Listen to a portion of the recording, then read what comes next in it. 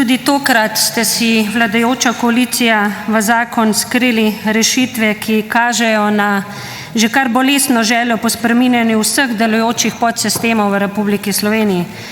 Tudi tokrat želi vlada zakoniti popoln nadzor nad državljani in državljankami. Pa poglejmo na hitro, kaj želite z zakonom doseči.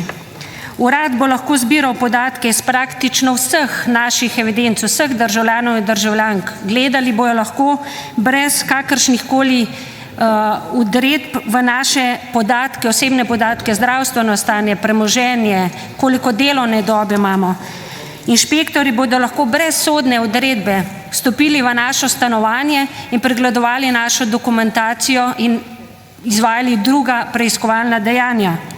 A si res danes vi tukaj, ki boste glasovali za, v tej dvorani želite, da bo minister Dikaučič, ki je v kazenskem postopku zaradi suma kaznivega dejanja utaje davkov in pozor, pranja denarja, pazi še enkrat, pranja denarja, potem odločal o tem, da vam bodo vpogledovali v vaše dokumente, osebne podatke, finančne transakcije, celo v vašo zdravstveno stanje.